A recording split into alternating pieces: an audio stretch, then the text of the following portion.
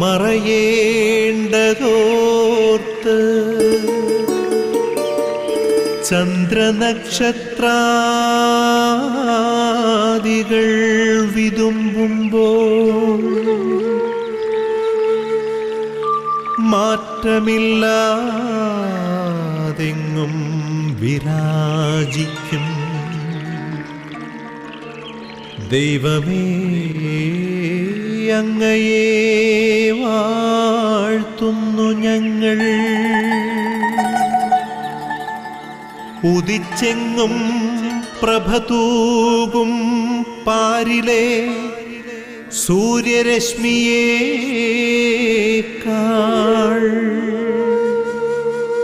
പ്രശോഭിച്ചെന്നും പ്രസാദമേകുന്ന ദൈവമേ, അങ്ങേ മഹിമാവെത്ര മനോജ്ഞം. പ്രിയപ്പെട്ടവരെ, കാരുണ്യവാനായ കർത്താവിൻ്റെ കരുണയും സ്നേഹവും ഈ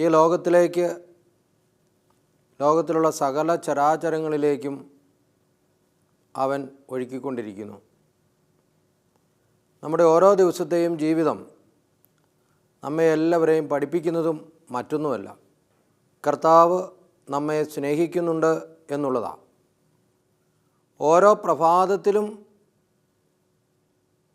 ദൈവം നമ്മോട് പറയുന്നതും ഇതുതന്നെയാണ്.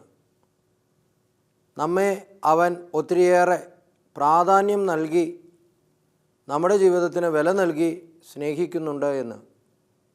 അപ്പോൾ ഈ പ്രഭാതത്തിൽ ദൈവസന്നിധിയിലായിരിക്കുമ്പോൾ സകല ചരാചരങ്ങളോടും കൂടി ദൈവത്തിന് നമുക്ക് നന്ദി പറയാം.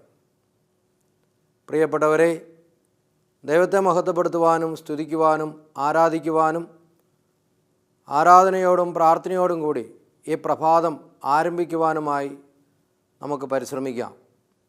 പ്രത്യേകമായി പ്രഭാത വിരുന്ന് എന്ന ഈ ശുശ്രൂഷയിലേക്ക് എല്ലാവരെയും ഒത്തിരി സ്നേഹത്തോടെ സ്വാഗതം ചെയ്യുന്നു. ഇന്ന് പ്രത്യേകമായി നമുക്ക് പലതരത്തിലുള്ള ജീവിത പ്രശ്നങ്ങളാൽ തകർന്നു കഴിയുന്ന എല്ലാവരെയും ഓർത്ത് പ്രാർത്ഥിക്കാം. അവരുടെ എല്ലാം ജീവിതങ്ങൾ അനുഗ്രഹമായി തീരാൻ, ഈ ലോകത്തിൽ അതിൻ്റെ അടിമത്തങ്ങൾക്ക്, അതിൻ്റെ സ്വാധീനങ്ങൾക്ക് മനുഷ്യനെ ഒന്നും ചെയ്യാൻ സാധ്യമല്ല, ദൈവത്തിൽ ആശ്രയിച്ചു കഴിഞ്ഞാൽ എന്ന ബോധ്യത്തോടെ ജീവിക്കുവാനുള്ള അനുഗ്രഹത്തിന് വേണ്ടി അങ്ങനെയുള്ള എല്ലാവരെയും നമുക്കൊന്ന് ഓർത്ത് സമർപ്പിച്ച് പ്രാർത്ഥിക്കാം. അതേപോലെ തന്നെ പ്രിയപ്പെട്ടവരെ, പ്രത്യേകമായി പരിശുദ്ധ അമ്മയുടെ സഹായം നമുക്ക് യാചിക്കാം. ഇന്നത്തെ എല്ലാ പ്രവർത്തനങ്ങളും അനുഗ്രഹപ്രദമായി തീരാനായി നമുക്ക് പ്രാർത്ഥിക്കാം. പ്രത്യേകിച്ച് പരിശുദ്ധാത്മാവായ ദൈവത്തോട് വലിയ അഭിഷേകത്താൽ നമ്മളെ നിറയ്ക്കണമേ എന്ന് പ്രാർത്ഥിക്കാം. പ്രാർത്ഥനയിൽ തീക്ഷ്ണതയുള്ളവരാകുവാൻ, ആത്മാവിൻ്റെ അഭിഷേകത്തിൽ വളരുവാൻ ഓരോരുത്തരെയും പ്രത്യേകമായി അനുഗ്രഹിക്കണമേ എന്ന് പ്രാർത്ഥിക്കാം. വചനം ശ്രവിക്കുവാൻ തക്കവിധം പരിശുദ്ധാത്മാവേ, ഞങ്ങളുടെ ഹൃദയങ്ങളെ ശക്തിപ്പെടുത്തണമേ, അഭിഷേകം ചെയ്യണമേ. പ്രാർത്ഥനയോടെ കർത്താവിൻ്റെ വചനം ശ്രവിക്കുവാനായി നമുക്കൊരുങ്ങാം. നമുക്ക് പ്രത്യേകമായി പരിശുദ്ധ അമ്മയുടെ മധ്യസ്ഥം യാചിച്ച് പ്രാർത്ഥിക്കാം. നന്മ നിറഞ്ഞ മറിയമേ സ്വസ്തി, കർത്താവ് അങ്ങയോടുകൂടെ സ്ത്രീകളിൽ അങ്ങ് അനുഗ്രഹിക്കപ്പെട്ടവളാകുന്നു. അങ്ങയുടെ ഉദരത്തിൻ ഫലമായി ഈശോ അനുഗ്രഹിക്കപ്പെട്ടവനാകുന്നു. പരിശുദ്ധ മറിയമ്മേ, തമ്പുരാൻ്റെ അമ്മേ, പാപികളായ ഞങ്ങൾക്ക് വേണ്ടി എപ്പോഴും ഞങ്ങളുടെ മരണസമയത്തും തമ്പുരാനോട് അപേക്ഷിച്ചു കൊള്ളണമേ. ആമേ. പരിമളത്തിനുറവയാം നറുസൗരഭ്യമാകട്ടെ ഞങ്ങളുമീ മണ്ണിൽ.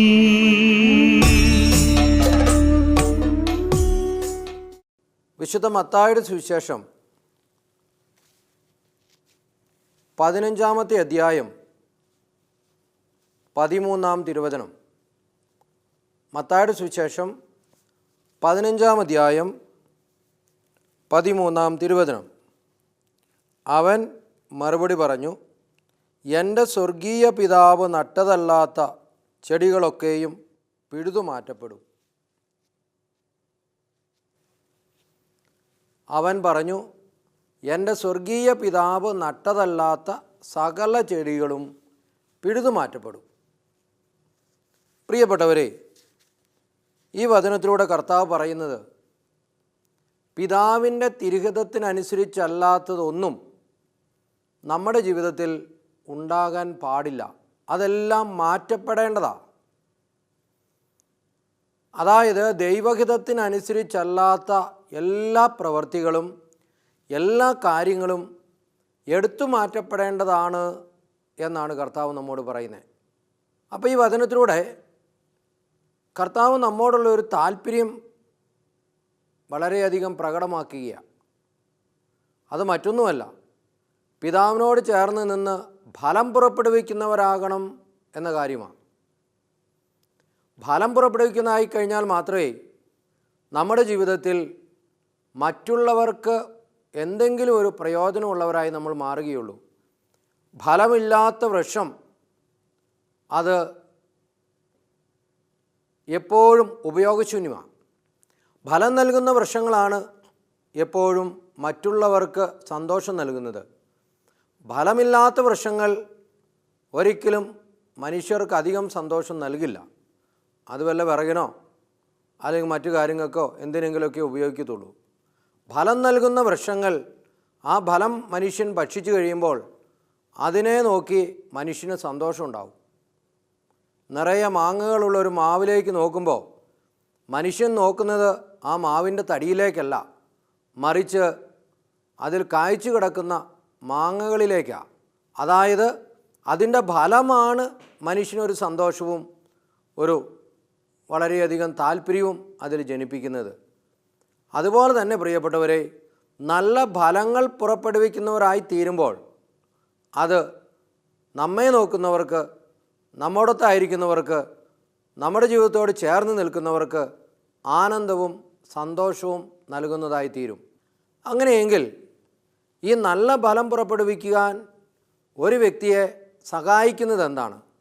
അപ്പോൾ നല്ല ഫലം പുറപ്പെടുവിക്കണം എന്നുള്ളതാണ് ആത്യന്തികമായി ദൈവം നമ്മിൽ നിന്ന് ആഗ്രഹിക്കുന്ന കാര്യം. എന്നാൽ ഈ നല്ല ഫലം പുറപ്പെടുവിക്കുവാൻ നാം എപ്പോഴും ആത്മനിയന്ത്രണം പാലിക്കുന്നവരാവണം. നല്ല ഫലം പുറപ്പെടുവിക്കാൻ നാം ആത്മനിയന്ത്രണം പാലിക്കുന്നവരാണ്. ആത്മനിയന്ത്രണം ഇതിനെക്കുറിച്ച് പറയുമ്പോൾ, ഒരിക്കൽ ഒരു എലി അവനിങ്ങനെ ഒരു വീട്ടിലിങ്ങനെ കഴിഞ്ഞു കൂടുകയാണ്. ആ വീട്ടിലൊന്നുമില്ല കഴിക്കാനായിട്ട്. ശാപ്പാടൊന്നും കിട്ടാതെ അവനാകപ്പാടെ വിശന്ന് വലഞ്ഞ് മെലിഞ്ഞ് എല്ലും തോലുമായി അവസാനം ഈ എലി ഒരു തീരുമാനമെടുത്തു, എന്നാൽ പിന്നെ ഈ വീടൊക്കെ ഉപേക്ഷിച്ച് അങ്ങ് പോയേക്കാം, എവിടെയെങ്കിലുമൊക്കെ പോയി അലഞ്ഞ് തിരിഞ്ഞ് ഏതെങ്കിലുമൊക്കെ സ്ഥലത്ത് നിന്ന് എന്തെങ്കിലുമൊക്കെ ഭക്ഷിച്ച് ജീവിക്കാം.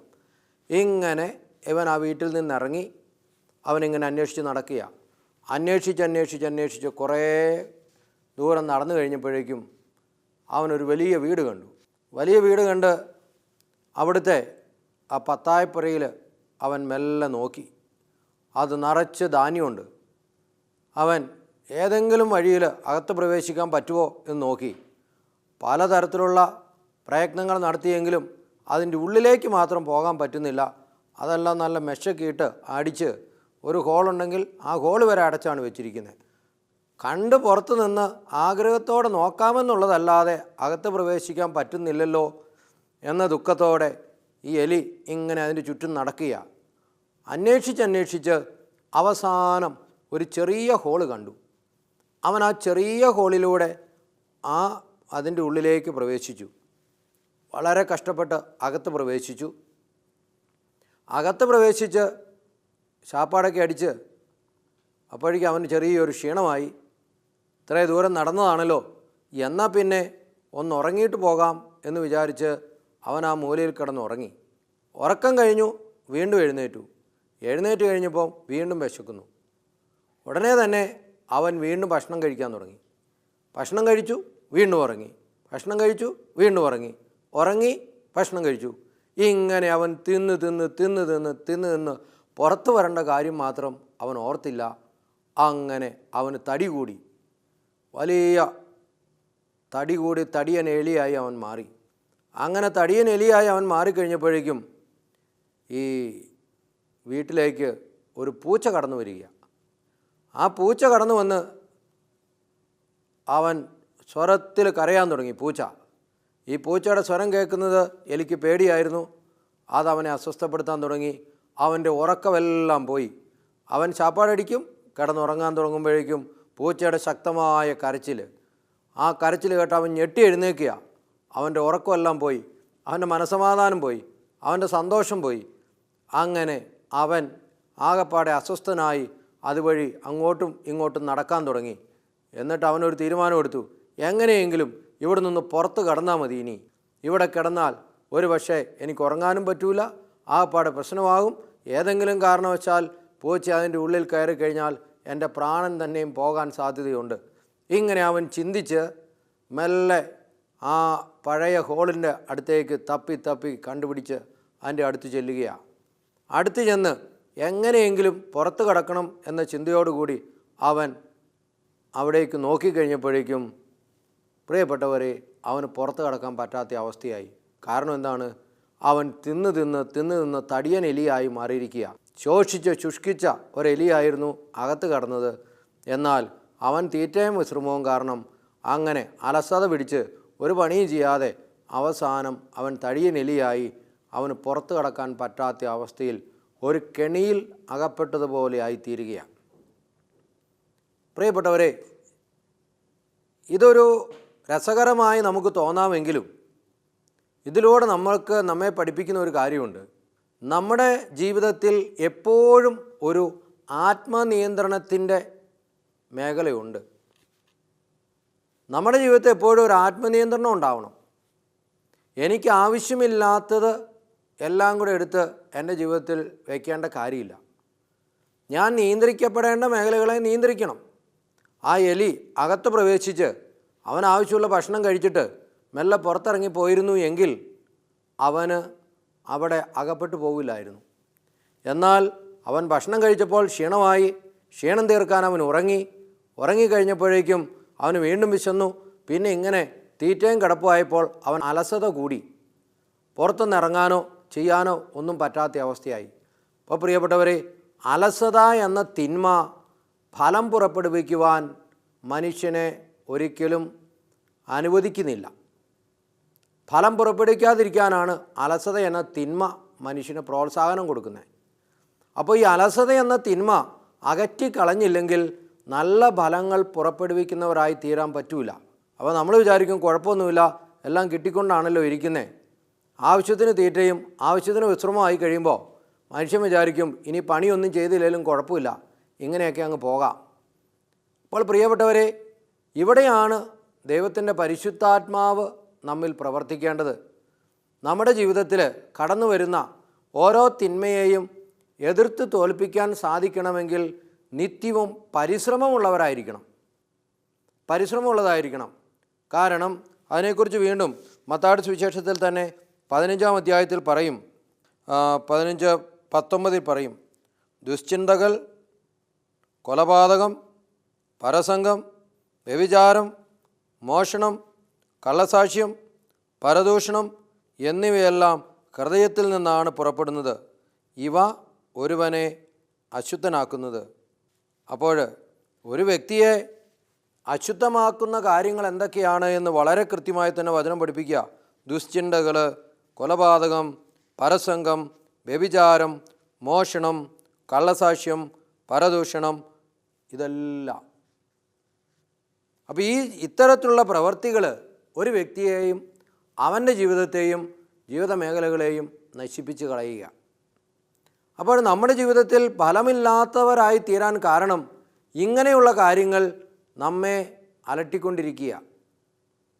ഇതൊരിക്കലും നമ്മുടെ ജീവിതത്തിന് ആവശ്യമുള്ളതല്ല.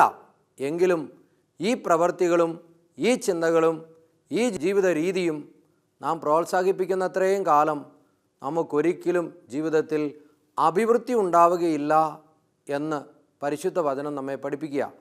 ഒരിക്കലും നമ്മൾ ഫലം പുറപ്പെടുവിക്കുകയില്ല. വെറും പാഴ്മരമായി നമ്മൾ വളർന്നുകൊണ്ടിരിക്കും. പാഴ്മരമായി വളർന്നുകൊണ്ടിരുന്നാൽ പ്രിയപ്പെട്ടവരെ, മനുഷ്യൻ ഒരിക്കലും അതിൽ സന്തോഷം കണ്ടെത്തുകയില്ല. ഫലമുള്ളവരായി തീർന്ന് ദൈവത്തോട് ചേർന്ന് നിന്ന് ആ ഫലം മറ്റുള്ളവർക്ക് അനുഗ്രഹമായി തീരും വിധത്തിൽ നമ്മുടെ ജീവിതത്തെ നാം ക്രമീകരിക്കേണ്ടിയിരിക്കുന്നു. എങ്കിൽ മാത്രമേ നമുക്ക് ദൈവകൃപയിൽ വളരാൻ സാധിക്കുകയുള്ളൂ. പ്രിയപ്പെട്ടവരെ, ആ ഒരു ബോധ്യത്തോടു കൂടി തന്നെ നമ്മെയും നമ്മുടെ ജീവിതത്തെയും നാം ക്രമപ്പെടുത്തേണ്ടതായിട്ടുണ്ട്. പരിശുദ്ധ ഗ്രന്ഥത്തിൽ തീത്തോസിൻ്റെ 1-ാം ലേഖനം 1-ാം അധ്യായം 15-16 തിരുവചനങ്ങൾ വളരെ കൃത്യമായി തന്നെ നമ്മെ പഠിപ്പിക്കുന്നുണ്ട്. നിർമ്മല ഹൃദയർക്ക് എല്ലാം നിർമ്മലമാണ്. നിർമ്മല ഹൃദയർക്ക് എല്ലാം നിർമ്മലമാണ്. എന്നാൽ മലിന ഹൃദയർക്ക് അവിശ്വാസികൾക്കും ഒന്നും നിർമ്മലമല്ല. തുടർന്ന് കുറേ കാര്യങ്ങൾ പറയുക. ചുരുക്കി പറഞ്ഞാൽ അത്രയേ ഉള്ളൂ. നിർമ്മല ഹൃദയർക്ക് എല്ലാം നിർമ്മലമാണ്. അവിശ്വാസികൾക്ക് ഒരിക്കലും അത് നിർമ്മലമായിരിക്കുകയില്ല. അപ്പോൾ പ്രിയപ്പെട്ടവരെ, നമുക്ക് ഫലം പുറപ്പെടുവിക്കുന്നവരായി തീരാൻ സാധിക്കണമെങ്കിൽ നമ്മുടെ ഹൃദയം നിർമ്മലമായിരിക്കണം. നമ്മളെ അലസതയെ അകറ്റിക്കളയണം. കർത്താവിനോട് ചേർന്ന് നിൽക്കുവാനായിട്ട് നമുക്ക് സാധിക്കണം. അപ്പോൾ പ്രത്യേകമായിട്ട് നമുക്ക് ഇന്നേ ദിവസം ഈ ഒരു അനുഗ്രഹത്തിന് വേണ്ടി ഒന്ന് പ്രാർത്ഥിക്കാം. സർവശക്തനായ കർത്താവിൻ്റെ സന്നിധിയിൽ നമ്മുടെ എല്ലാം ജീവിതങ്ങളെ ഒന്ന് സമർപ്പിച്ച് നല്ല ഫലങ്ങൾ പുറപ്പെടുവിക്കുന്നവരായി തീരുവാനായി ആ കൃപയ്ക്ക് വേണ്ടി നമുക്ക് പ്രാർത്ഥിക്കാം. ആത്മനിയന്ത്രണത്തോടെ ജീവിച്ച് ദൈവകൃപയിലേക്ക് വളരാം.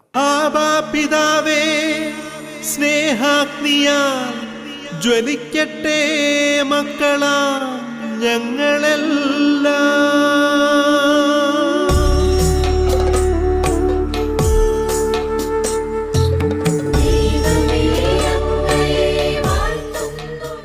നമുക്ക് പ്രാർത്ഥിക്കാം. നമ്മുടെ എല്ലാ പ്രാർത്ഥനകളും നിയോഗങ്ങളും കർത്താവിൻ്റെ കരങ്ങളിലേക്ക് സമർപ്പിക്കാം.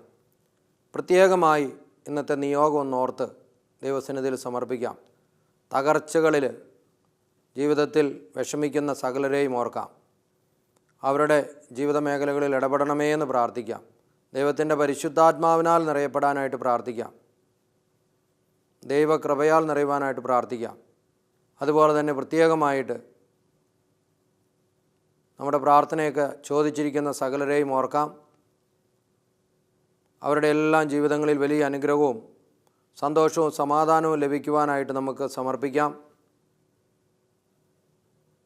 പ്രത്യേകിച്ച് നമ്മളിന്ന് പ്രാർത്ഥിക്കുമ്പോൾ സകല വിശുദ്ധരുടെയും സകല മാലാഖമാരുടെയും പ്രത്യേകമായിട്ടുള്ള സഹായം ചോദിച്ച് പ്രാർത്ഥിക്കാം. പരിശുദ്ധ അമ്മയുടെ സഹായം ചോദിച്ച് പ്രാർത്ഥിക്കാം. നമ്മുടെ ഡിവൈൻ ധ്യാന കേന്ദ്രത്തിനും ഗുഡ്നസ് ഈ TV ചാനലിനും വേണ്ടി പ്രത്യേകമായിട്ട് പ്രാർത്ഥിക്കാം. ഗുഡ്നസ് TVയിൽ നടത്തപ്പെടുന്ന എല്ലാ ശുശ്രൂഷകളും വലിയ അനുഗ്രഹമായി തീരാനായി പ്രാർത്ഥിക്കാം. ഈ ചാനലിലൂടെ ഈ ശുശ്രൂഷകളെല്ലാം അനുഗ്രഹിക്കപ്പെടുവാനായിട്ട് എല്ലാ പ്രവർത്തനങ്ങളുടെ മേലും കരുണയായിരിക്കണമേ എന്ന് അപേക്ഷിക്കാം. മരിയം കൂടാരങ്ങളിലൊക്കെ ആയിരുന്ന് നമുക്ക് വേണ്ടി പ്രാർത്ഥിക്കുന്ന അനേകരുണ്ട്. അവരെയും അവരുടെ ജീവിതങ്ങളെയും കർത്താവെ അനുഗ്രഹിക്കണമേ. അവരോട് ചേർന്ന് ഇന്നേ ദിവസം പ്രാർത്ഥിക്കുവാനുള്ള കൃപ ചൊരിയണമേ എന്ന് ഒരു ജപമാലയോ കരുണ ജപമാലയോ ഒക്കെ ചൊല്ലി പ്രത്യേകമായിട്ട് ഈ നിയോഗങ്ങൾക്കെല്ലാം വേണ്ടി പ്രാർത്ഥിക്കുവാനായിട്ട് നമുക്ക് പരിശ്രമിക്കാം. കർത്താവിൻ്റെ പ്രത്യേകമായ കൃപയും അനുഗ്രഹവും എല്ലാവരിലേക്കും ഒഴുകിയിറങ്ങുവാനായി നമ്മെയും നമ്മുടെ ജീവിതത്തെയും യേശുവിൻ്റെ കരങ്ങളിലേക്ക് നമുക്ക് സമർപ്പിക്കാം. പ്രത്യേകമായി കർത്താവിൻ്റെ ആശീർവാദത്തിനായിട്ട് നമുക്ക് ഒരുങ്ങാം. അതുപോലെ തന്നെ എല്ലാ വിശുദ്ധരെയും, പ്രത്യേകിച്ച് നമ്മുടെ ഇടവക വിശുദ്ധൻ പ്രത്യേകം മധ്യസ്ഥം ചോദിച്ച് നമ്മൾ പ്രാർത്ഥിക്കുന്നു. ആ പ്രാർത്ഥനയിലൂടെ അനേക അനുഗ്രഹങ്ങൾ പ്രാപിക്കുവാനും കർത്താവെ ഞങ്ങളെ എല്ലാവരെയും അങ്ങ് ഏറ്റെടുക്കണമേ എന്ന പ്രാർത്ഥനയോടെ നമുക്ക് കർത്താവിൻ്റെ ആശീർവാദം സ്വീകരിക്കാം.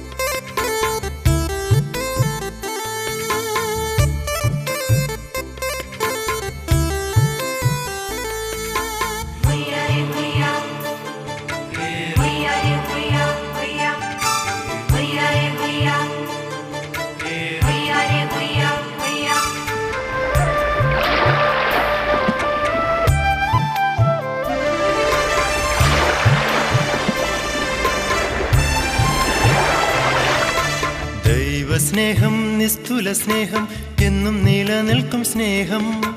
ദൈവസ്നേഹം അത്ഭുത സ്നേഹം ആഴക്കടലിലും ആഴമുള്ള സ്നേഹം. ആഴക്കടലിലും ആഴമുള്ള സ്നേഹം. ദൈവസ്നേഹം നിസ്തുല സ്നേഹം എന്നും നിലനിൽക്കും സ്നേഹം. ദൈവസ്നേഹം അത്ഭുത സ്നേഹം ആഴക്കടലിലും ആഴമുള്ള സ്നേഹം. ആഴക്കടലിലും ആഴമുള്ള സ്നേഹം.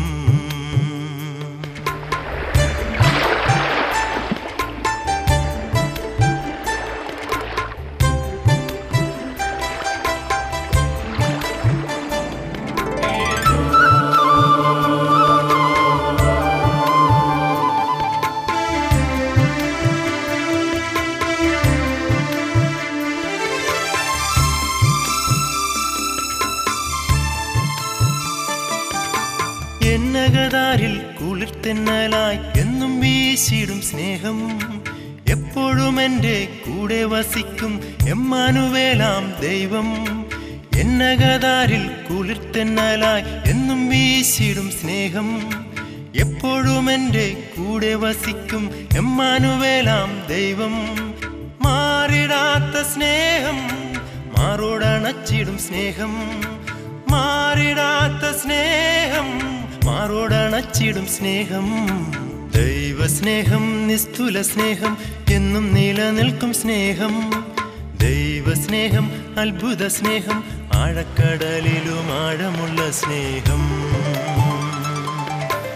ആഴക്കടലിലും ആഴമുള്ള സ്നേഹം.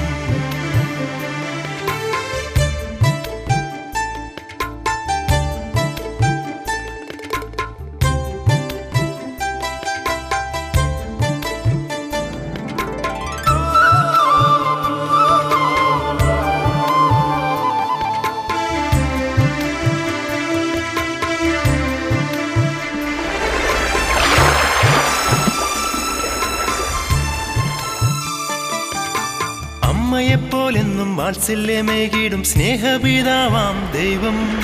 സ്നേഹമമാഴിയിൽ എന്നെ കുളിപ്പിക്കും കാരുണ്യവാനാം ദൈവം. അമ്മയെപ്പോലെന്നും വാത്സല്യമേകിടും സ്നേഹപിതാവാം ദൈവം. സ്നേഹമമാഴിയിൽ എന്നെ കുളിപ്പിക്കും കാരുണ്യവാനാം ദൈവം. സ്നേഹമാണൻ ദൈവം സ്നേഹിതനാകും ദൈവം. സ്നേഹമാണൻ ദൈവം സ്നേഹിതനാകും ദൈവം. ദൈവസ്നേഹം നിസ്തുല സ്നേഹം എന്നും നിലനിൽക്കും സ്നേഹം. ദൈവസ്നേഹം അത്ഭുത സ്നേഹം ആഴക്കടലിലും ആഴമുള്ള സ്നേഹം. ആഴക്കടലിലും ആഴമുള്ള സ്നേഹം. ദൈവസ്നേഹം നിസ്തുല സ്നേഹം എന്നും നിലനിൽക്കും സ്നേഹം. ദൈവസ്നേഹം അത്ഭുത സ്നേഹം ആഴക്കടലിലും ആഴമുള്ള സ്നേഹം. ആഴക്കടലിലും ആഴമുള്ള സ്നേഹം. ആഴക്കടലിലും ആഴമുള്ള സ്നേഹം. തിരുസഭയോട് ചേർന്ന് നമ്മൾ ആശീർവാദം സ്വീകരിക്കുന്നു. പരിശുദ്ധ പിതാവ് മാർപ്പാപ്പയോട് ചേർന്ന്, അതേപോലെ തന്നെ കർദിനാളന്മാർ, മെത്രാന്മാർ, വൈദികർ, സന്യസ്തർ എല്ലാവരോടും ചേർന്ന് കർത്താവിൻ്റെ വലിയ ആശീർവാദത്തിനായിട്ട് നമുക്കൊരുങ്ങാം. നമ്മുടെ കർത്താവായ യേശുമിശിഹായുടെ കൃപയും പിതാവായ ദൈവത്തിൻ്റെ സ്നേഹം പരിശുദ്ധാത്മാവിൻ്റെ സഹവാസം നാം എല്ലാവരോടും കൂടെ ഉണ്ടായിരിക്കട്ടെ, ഇപ്പോഴും എപ്പോഴും എന്നേക്കും. ആമേൻ. ഈശോ എല്ലാവരെയും അനുഗ്രഹിക്കട്ടെ. എല്ലാവർക്കും നല്ലൊരു ദിവസം ആശംസിക്കുന്നു.